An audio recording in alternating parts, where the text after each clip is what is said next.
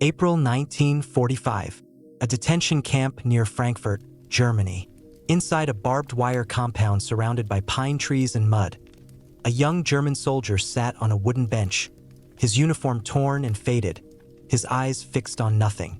His name was Klaus Bergmann, 22 years old, and he'd just learned that his entire family was dead. The Russians had swept through his village in East Prussia weeks earlier. A fellow prisoner had heard it from another who'd heard it from a guard. His mother, his two sisters, his younger brother, all gone. The sky above the camp was the color of ash, and in the distance, American voices echoed through the afternoon air. This wasn't the worst camp. Klaus had heard stories from men who'd come from places far worse, camps where the guards treated prisoners like animals, where food was rationed to starvation levels, where men simply lay down and died from the weight of despair. But this camp near Frankfurt was different. The Americans weren't cruel. They were efficient, professional, distant. They did their jobs and expected prisoners to do theirs. Klaus had been a lieutenant in the Wehrmacht, though that title meant nothing now.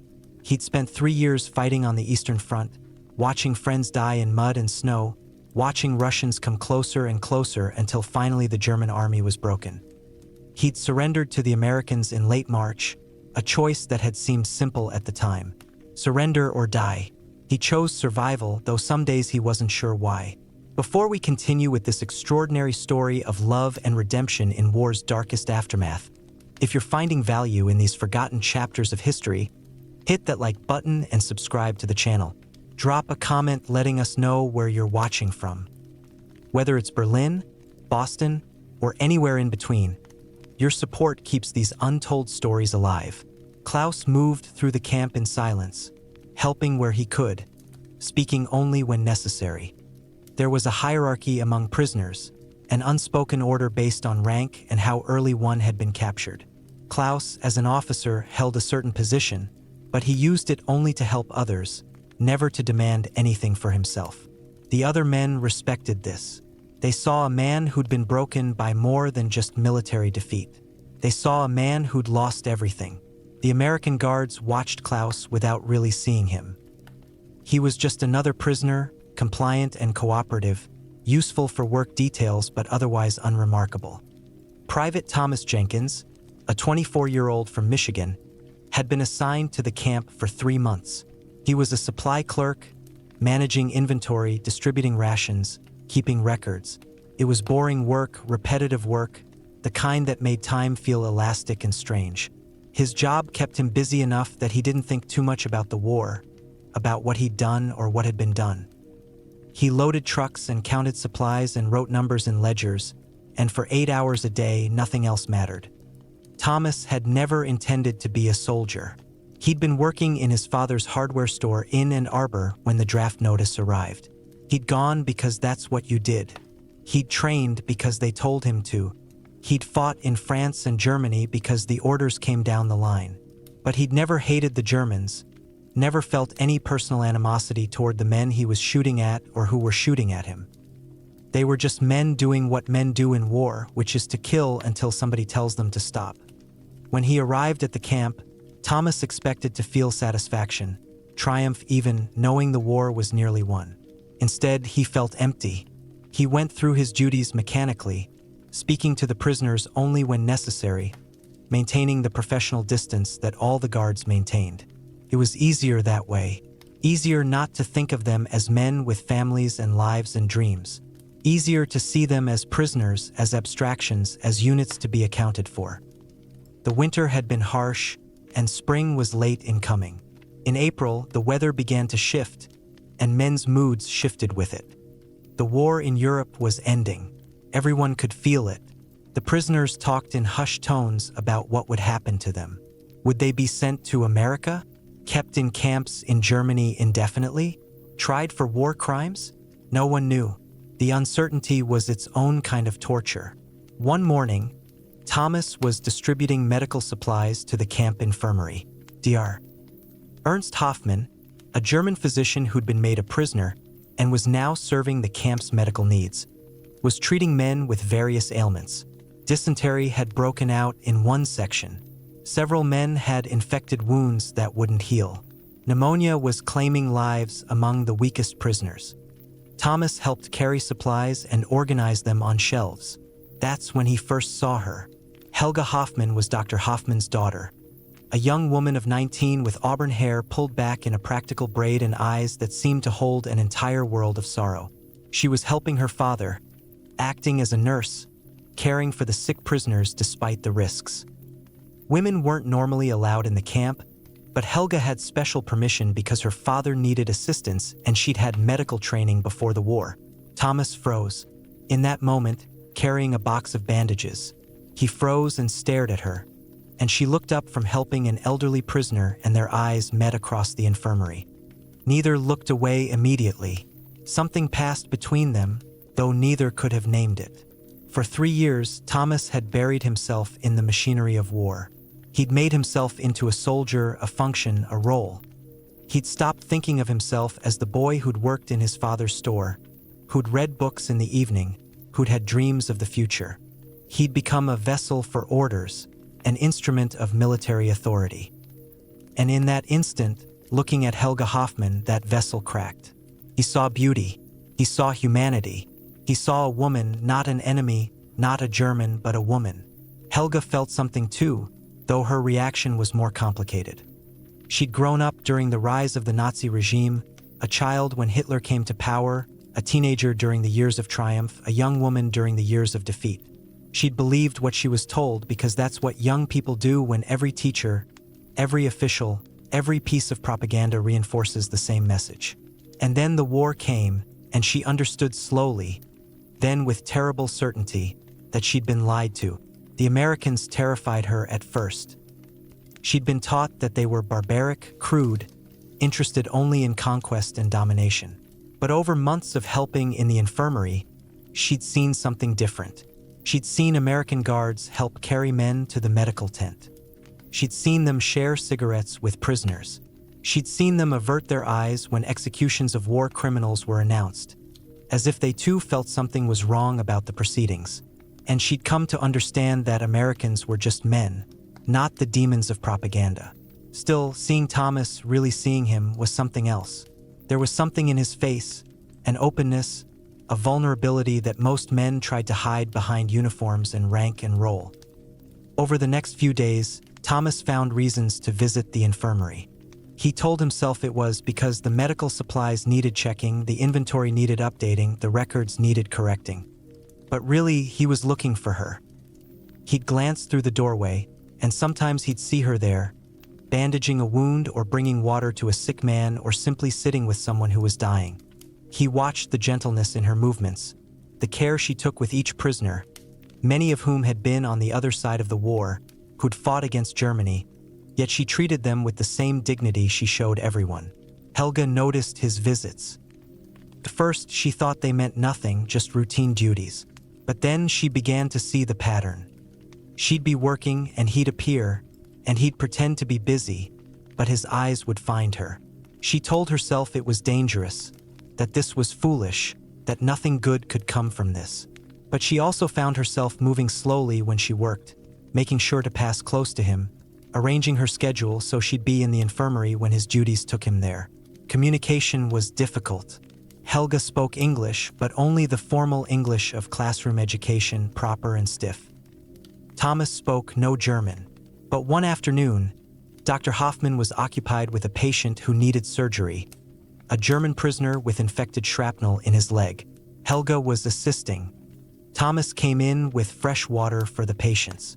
He set the bucket down and moved to help, holding the man's hand while Dr. Hoffman worked.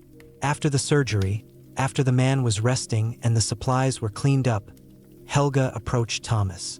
She'd rehearsed this moment. "My father," she said in careful English, "he is very grateful for the supplies the American brings." Thomas nodded, unsure how to respond. "I am grateful also," she continued, "that we are treated with respect even though we are enemy."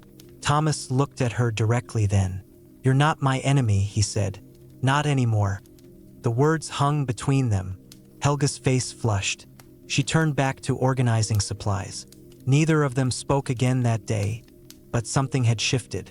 The barrier that war had built between them had been named, acknowledged, and perhaps slightly diminished.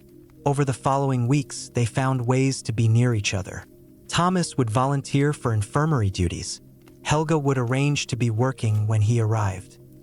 They began to communicate in their broken, combined language, English mixed with German, gestures and expressions filling in the gaps. Through this hybrid language, they began to share pieces of their stories. Thomas told her about Michigan, about his father's store, about how he'd come to the war almost by accident, drafted because his number came up, sent to fight because that's what happened when the government needed soldiers. He described snow falling in silence in his childhood home, described his mother's kitchen and the smell of bread baking. Helga told him about Berlin, about watching the city change over the years of the regime, about the propaganda she'd believed until she couldn't anymore, about the moment she understood that the world her country was building was built on lies and cruelty. She spoke of her mother, who'd been killed in a bombing raid, of her brother, who'd died on the Russian front, of the weight of knowing that the ideals she'd been raised to believe in had led to destruction and death. One afternoon in May, with spring well established and the war in Europe officially over, Thomas asked Helga if she would walk with him outside the infirmary. They left during a shift change when there were fewer guards watching closely, and they walked to the edge of the compound where the wire fence separated the camp from the forest beyond. They stood there, not touching, not quite sure what to do with themselves in a space that wasn't work, that wasn't defined by purpose. The trees were fully leafed now, green with the renewal of spring. Birds were singing. It seemed impossible that somewhere in the world, war was still happening. It seemed impossible that any ugliness could exist in a place so quiet and beautiful. "I'm from Hamburg," Helga said suddenly. "My family is there, or what is left of my family. The city was bombed many times. Most of it is destroyed." Thomas listened. "I don't know what will happen now," she continued. "The war is over. You will go home to America. I will go home to nothing." Thomas reached out and took her hand. It was a violation of every protocol, every rule about guard and prisoner, every social convention that surrounded them. But it felt like the most natural thing he'd ever done. "I don't want to go home," he said, "if you're not there." The words sounded absurd even as he said them. They'd known each other for weeks. Their entire relationship had existed in stolen moments and careful conversations in a language neither spoke fluently. There was no basis for what he was suggesting, and yet he couldn't unsay it. Helga turned to look at him. Her eyes were intense, searching, as if she was looking for truth in his face. "You don't know me," she said. "You don't know what I believe, what I've done, who I am." "I know enough," Thomas said. "I know you're kind. I know you're brave. I know you treat everyone with dignity even when you have every reason not to. I know that you make me feel alive for the first time since I joined the army." Over the next 2 weeks, they stole time whenever they could. They walked to the edge of the compound and talked about the future, about what was possible, about the obstacles that seemed insurmountable. The war was over, but the world hadn't reorganized itself yet. Germany was divided among occupying powers. Millions of people were displaced, in transit, in crisis. There were no clear paths forward for anyone, let alone for an American soldier and a German woman. But Thomas made a decision that came from somewhere deeper than logic or pragmatism. He loved her. He was certain of it. He couldn't explain it fully, couldn't justify it with reason, but he knew it with the kind of clarity that comes rarely in life. On a warm evening in May, sitting in the grass outside the camp, Thomas asked Helga to marry him. "I'm happy to make you my wife," he said, the words careful and formal and utterly sincere. He had no ring, no formal proposal, no plan for how any of this could actually work. He had only his certainty and his love and his offer to try. Helga wept. She said yes and no simultaneously, yes to him, no to the reality that surrounded them. "How?" she asked. "How can this happen?" Thomas didn't have an answer, but he had determination. He had already begun to think through solutions, to imagine possibilities. He went to the camp commander, Captain Richard Wallace, and requested a private meeting. Captain Wallace was a career officer, pragmatic, not prone to sentiment, but he was also a man who understood the complexity of war's aftermath, who believed that sometimes rules needed to be bent to accommodate human need. Thomas explained his intention to marry Helga Hoffman. He explained that he was requesting permission and assistance. Captain Wallace listened without interrupting. When Thomas finished, Wallace was silent for a long moment. Then he said, "This is highly irregular, Jenkins. You understand that?" "Yes, sir," Thomas replied. "I do understand. But I love her, sir. And she's lost so much. I want to give her something. I want to marry her and take her to America and give her a life." Wallace considered this. He'd seen men change during the war. He'd seen men who came in believing certain things and left believing entirely different things. He'd seen destruction and death and the worst of human nature, but he'd also seen acts of generosity and kindness that suggested humanity might be salvageable. He made a phone call. He contacted the Red Cross. He sent paperwork up the chain of command. Within 2 weeks, arrangements had been made that seemed impossible 2 weeks earlier. Helga was released from the camp with documentation stating she was being sponsored by Thomas Jenkins for immigration to the United States. They were married in a small ceremony at the chaplain's office on June 10, 1945, with Captain Wallace and several other soldiers in attendance. Dr. Hoffman, Helga's father, was released for the day to attend his daughter's wedding. He shook Thomas's hand and said in accented English, "You will protect her. You will give her the life she deserves." Thomas promised that he would, and he meant it. The next months were complicated and difficult. Helga had to wait for official documentation, for the machinery of immigration to process her paperwork.